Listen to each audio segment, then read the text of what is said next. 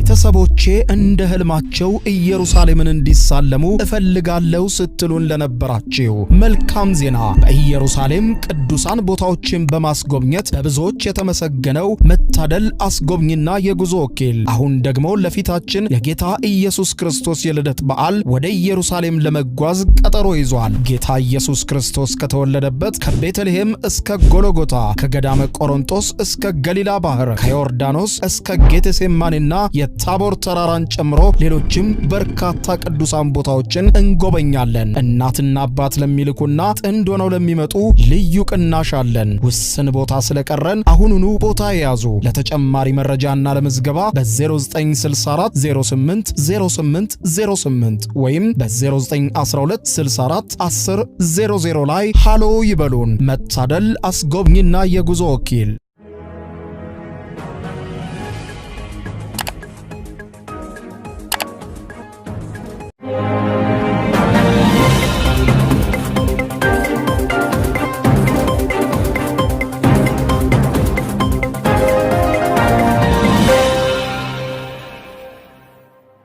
ጤና ይስጥልኝ ክቡራትና ክቡራን የዩቲዩብ ቻናል ቤተሰቦች፣ ሶስት አጫጭር መረጃዎችን ይዤ ቀርብ ያለው እስከ ፍጻሜ አብራችሁኝ ቆዩ። የመጀመሪያው መረጃ ክቡራን አድማጮች በዶክተር ደብረጽዮን ገብረ ሚካኤል የሚመራው የህወሓት ቡድን አስቸኳይ በማለት መግለጫ አውጥቷል። በትግራይ እኔን ተሰርዤ የምርጫ ሊካሄድ ነው፣ ምርጫው ህገወጥ ነው ሲል ነው የህወሓት በዚህ አዲስ መግለጫው ላይ ተናገረው። የምታደምጡት ይሆናል። በሌላ በኩል 11 ከፍተኛ የሥራ ኃላፊዎች በቁጥጥር ስር መዋላቸው ተሰምቷል። የፌዴራል ፖሊስም እነዚህ ስራ ኃላፊዎች ለምን በቁጥጥር ስር ዋሉ የሚለውን በተመለከተ የተመዘበረ በቢሊዮን የሚቆጠር ገንዘብን በዝርዝር ጠቅሶ መግለጫ አውጥቷል።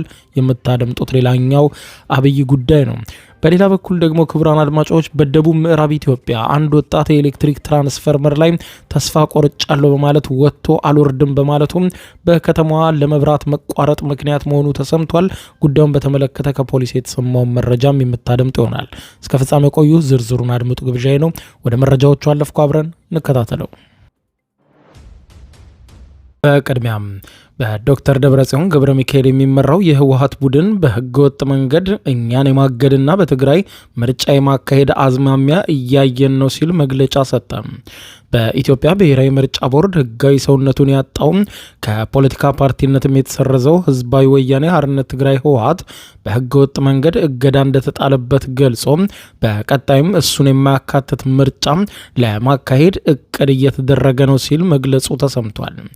የህወሓት ቃል አቀባይ አቶ ሚካኤል አስገዶም በዛሬው ዕለት በሰጡት መግለጫ ላይ ህወሓትን በህገወጥ መንገድ የማገድና በትግራይ ህገወጥ ምርጫ የማካሄድ አዝማሚያ አለ በማለት ገልጾ ምርጫውን ህገወጥ ሲል ጠርቶታል። በኢትዮጵያ ብሔራዊ ምርጫ ቦርድ የህጋዊ ፓርቲነት እውቅናውን ያጣው ህወሓት ከህዳር 8 2018 ዓ.ም እስከ ህዳር 13 ቀን 2018 ዓ.ም የማዕከላዊ ኮሚቴ ስብሰባዬን አካሂጃለሁ ብሏል። ነሐሴ 7 ቀን 2016 ዓ.ም 14ኛ ጠቅላላ ጉባኤውን ሲያከናውን የሚጠበቅበትን ሂደት ሳይከተልና ለምርጫ ቦርድ ሳያሳውቅ ህገወጥ አካሄድን መሄድን ተከትሎ ነው የተሰረዘው። ከማዕከላዊ ኮሚቴ ስብሰባው መጠናቀቅ በኋላ የፓርቲው ቃል አቀባይ አቶ ሚካኤል በሰጡት መግለጫ በትግራይ ህገወጥ ምርጫ የማካሄድ ፍላጎት አለ በማለት ገልጸው ህወሓት ኢላማ ተደርጓል ሲሉ ነው በመግለጫው የሰጡት። የዶክተር ደብረጽዮን ገብረ ሚካኤል ቃል አቀባይ ከህወሓት ህጋዊ ሰውነት መሻር በተጨማሪ ከኤርትራና ከፌዴራል መንግስት ጋር ስላላቸው ግንኙነት እንዲሁም ስለ ተፈናቃዮች ጉዳይም ተጠይቀዋል። በ14ኛው የህወሓት ጠቅላላ ጉባኤ ላይ የተላለፉ ውሳኔዎችን ትግበራ በማዕከላዊ ኮሚቴው መገምገማቸውን አቶ ሚካኤል ገልጸው በከፍተኛ የፓርቲ አመራሮችና ከአባላቱ እንዲሁም ከብሔራዊ ምርጫ ቦርድ ተገቢውን ሂደት የተከተለ አይደለም የተባለው የህወሓት 14ኛ ጉባኤ አወዛጋቢ እንደነበርም ይታወሳል። ጉባኤው በህወሓት ሊቀመንበርና በምክትሉ በሚመሩ የድርጅቱ አባላት መካከል ክፍፍልን ፈጥሮ እንደነበርም ተመልክቷል። የህወሓት ጠቅላላ ጉባኤ መካሄድ መጀመሩን ተከትሎ የቀድሞው የመንግስት ኮሚኒኬሽን ጉዳዮች ጽህፈት ቤት ሚኒስትር ዶክተር ለገሰ ቱሉ የሁለት ዓመቱን ጦርነት ያስቆመውን የፕሪቶሪያውን ስምምነት የሚጥስ ነው ማለታቸውን ማስታወቃቸው አይዘነጋም። በ14ኛው አወዛጋቢ ጉባኤ ላይ በወቅቱ የድርጅቱ ምክትል ሊቀመንበር ሊቀመንበር የነበሩት አቶ ጌታቸው ረዳን ጨምሮ 17 የማዕከላዊ ኮሚቴ አባላት የድርጅቱን ቁጥጥር ኮሚሽን አብዛኞቹ የደቡብና የደቡብ ምስራቅ ትግራይ ወረዳዎች እንዲሁም የመቀለ ከተማ ክፍላተ ከተሞችን አልተሳተፉም። በወቅቱ አቶ ጌታቸው ሰጥተውት በነበረው መግለጫ ጉባኤውም ትግራይንና ህዝቡን አደጋ ውስጥ የመክተት እንደሆነ ገልጸው ነበር። ከፕሪቶሪያው ስምምነት በኋላ ከአሸባሪነት መዝገብ በስምምነቱ መሰረት የወጣው ህወሓት ከህጋዊ ፓርቲነት ምዝገባም ተሰርዟል። ከትግራይ ኃይሎች ተነጥለው የወጡትና በተለምዶ ሀራ መሬት ወይም ነጻ መሬት ተብለው የሚጠሩ ታጣቂዎች በህወሓት ኃይሎች ላይ ጥቃት ሰንዝረዋል በሚልም መከሰሳቸው ይታወሳል። እነዚህ ታጣቂዎች በዶክተር ደብረጽዮን ገብረ ሚካኤል የሚመራውን የህወሓትን ክንፍና ድርጅቱን የሚደግፉ የትግራይ ኃይሎች አዛዦችን ከስልጣን ለማውረድ ወደ አፋር ክልል ሄደው መደራጀታቸው ይነገራል። ትግራይ ክልል ከአፋር ክልል ጋር በሚዋሰንባቸው አካባቢዎች እንደሚንቀሳቀሱ ከሚነገርላቸው ታጣቂዎች ጀርባ ማናለ የሚለው ባይገለጽም ነገር ግን በተደጋጋሚ ግጭት ውስጥ ሲገቡ ተስተውሏል። ከፕሪቶሪያው ስምምነት በኋላ ህወሓት የፈጸማቸው ድርጊቶች ወደ ጦርነት ለመግባት ከበቂ በላይ ምክንያት ናቸው ሲሉ የኢትዮጵያ ጦር ኃይሎች ጠቅላይ ኤታማዦር ሹም ፊልድ ማርሻል ብርሃኑ ጁላ መናገራቸው አይዘነጋም።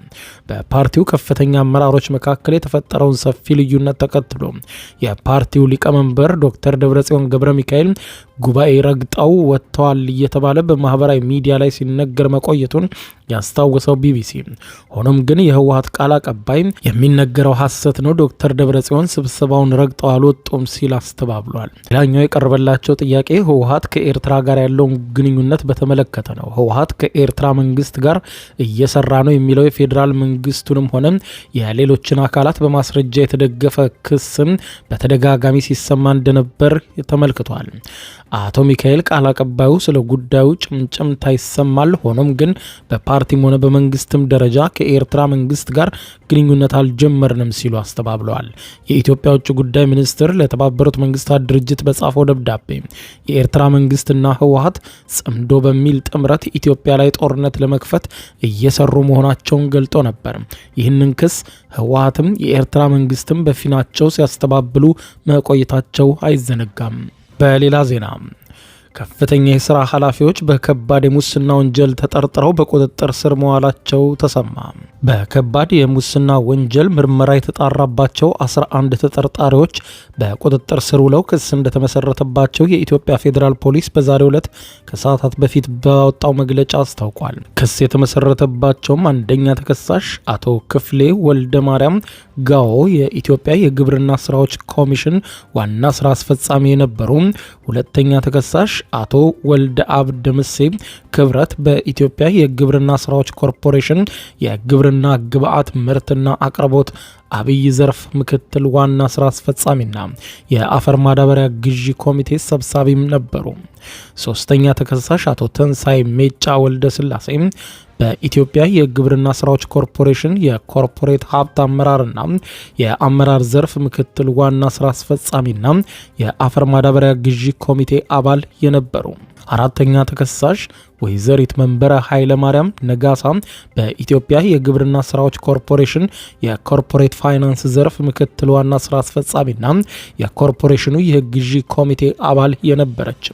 አምስተኛ ተከሳሽ አቶ ሚሊዮን ገረመው እሸቱ በኢትዮጵያ የግብርና ስራዎች ኮርፖሬሽን ከፍተኛ የግዢ ባለሙያና የአፈር ማዳበሪያ ግዢ ኮሚቴ አባልና ጸሐፊ የነበሩ። ስድስተኛ ተከሳሽ አቶ ሰለሞን ገብሬ መላክ በኢትዮጵያ የግብርና ስራዎች ኮርፖሬሽን የግብርና ምርት ማሳደጊያዎች አቅርቦት ዘርፍ ስራ አስፈጻሚ የኮርፖሬሽኑ የአፈር ማዳበሪያ የግዢ ኮሚቴ አባል የብሔራዊ የአፈር ማዳበሪያ ግዢ ኮሚቴ ጸሐፊም የነበሩ። ሰባተኛ ተከሳሽ አቶ መንግስቱ ተስፋ ላቀ በኢትዮጵያ የግብርና ሚኒስቴር የግብዓት አቅርቦት መሪ ስራ አስፈጻሚ የብሔራዊ የአፈር ማዳበሪያ ግዢ ቴክኒካል ኮሚቴ ሰብሳቢ የነበረ። 8ኛ ተከሳሽ አቶ ዘላለም ዳኜ ሮሪሳ በኢትዮጵያ የግብርና ስራዎች ኮርፖሬሽን የግብአት ግዢና የትራንዚት ክፍል ስራ አስኪያጅ ነበረ። 9ኛ ተከሳሽ ካፒቴን ወንደሰን ካሳ አሰፋ የኢትዮጵያ የባህር ትራንስፖርትና ሎጂስቲክስ ምክትል ስራ አስፈጻሚ ነበረ።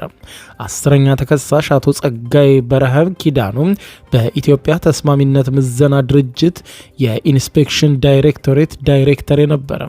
11ኛ ተከሳሽ አቶ አለባቸው ሞልቶት ዳኜ የኢትዮጵያ ተስማሚነት ምዘና ድርጅት የጅቡቲ ቅርንጫፍ ጽህፈት ቤት ኃላፊ የነበረ ናቸው።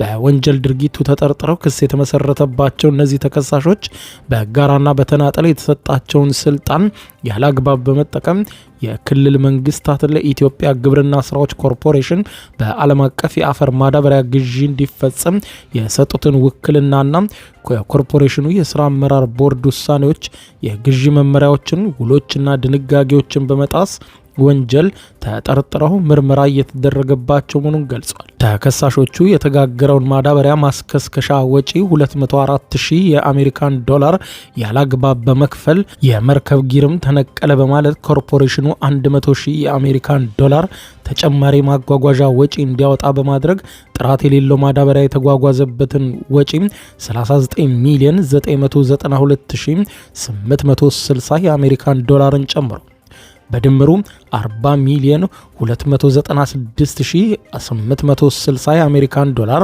ወይም 5,681,857,260 ብር በመመዝበር በህዝብና በመንግስት ላይ ከፍተኛ ጉዳት በማድረሳቸው የኢትዮጵያ የፌዴራል ፖሊስ በዋናነትም በወንጀል አድራጊነትና ተካፋይ በመሆን በፈጸሙት ከባድ የሙስና ወንጀል የምርመራ መዝገብ አጣርቶ በፍትህ ሚኒስቴር ለአቃቢ ህግ ከላከ በኋላ በተጠርጣሪዎቹ ላይ ክስ እንደተመሰረተባቸው አስታውቋል።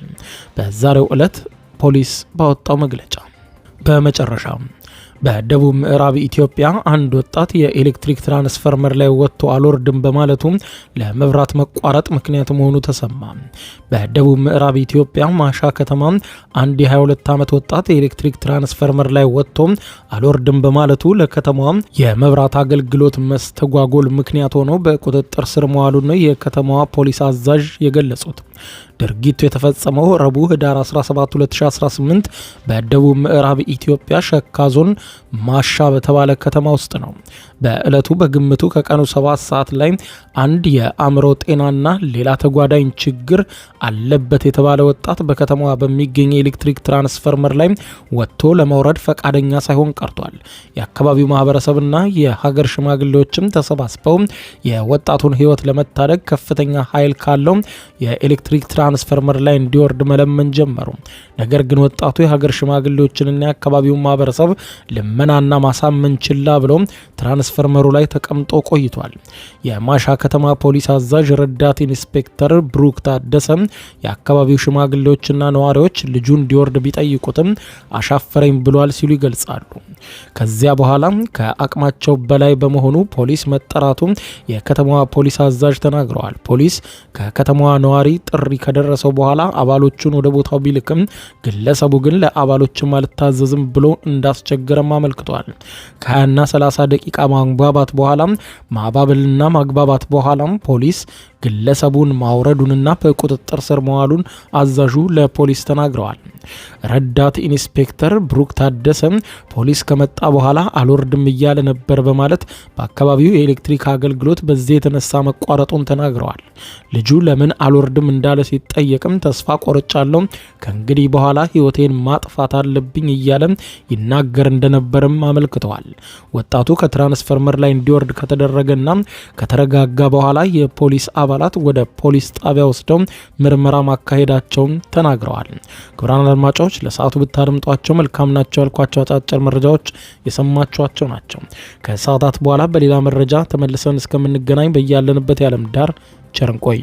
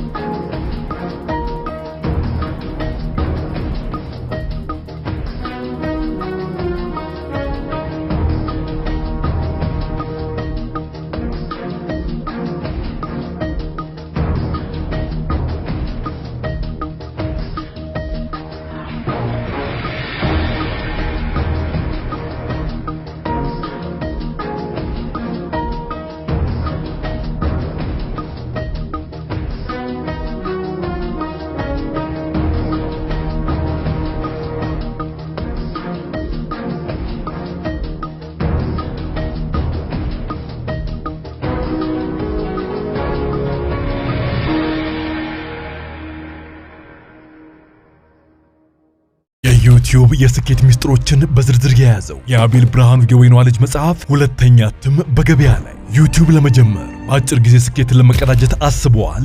ዩቲዩብ ብጀምር ስንት ብር አገኘሁም ብሎ አስበዋል? እንግዲያውስ በዩቲዩብ 2 የወርቅ 3 የብር ሽልማቶችን ያገኘው የአቤል ብርሃኑ የወይኗ ልጅ የዩቲዩብ ሚስጥሮች መጽሐፍ በዝርዝር ሁሉንም ያብራራሉታል። ዛሬውኑ ገዝተው ህልሞን እውን የሚያደርጉበትን የዩቲዩብ የስኬት መንገድ ይጀምሩ። በሀገር ቤት አከፋፋይ አዲስ አበባ ሜክሲኮ ኮሜርስ መጽሐፍት መደብር። በውጭ ሀገራት ለምትገኙ ከአማዞን ላይ ብታዙ በቀናት ውስጥ ደጁ ይደርሳል። የአማዞን ሊንኩን እዚህ ቪዲዮ ኮሜንት ላይ ያገኙታል። የዩቲዩብ ሚስጥሮች፣ ዘመኑ ጋር ተፈላጊ መጽሐፍ። ቤተሰቦቼ እንደ ህልማቸው ኢየሩሳሌምን እንዲሳለሙ እፈልጋለሁ ስትሉን ለነበራችሁ መልካም ዜና። በኢየሩሳሌም ቅዱሳን ቦታዎችን በማስጎብኘት በብዙዎች የተመሰገነው መታደል አስጎብኝና የጉዞ ወኪል አሁን ደግሞ ለፊታችን የጌታ ኢየሱስ ክርስቶስ የልደት በዓል ወደ ኢየሩሳሌም ለመጓዝ ቀጠሮ ይዟል። ጌታ ኢየሱስ ክርስቶስ ከተወለደበት ከቤተልሔም እስከ ጎልጎታ፣ ከገዳመ ቆሮንቶስ እስከ ገሊላ ባህር፣ ከዮርዳኖስ እስከ ጌቴሴማኒና ታቦር ተራራን ጨምሮ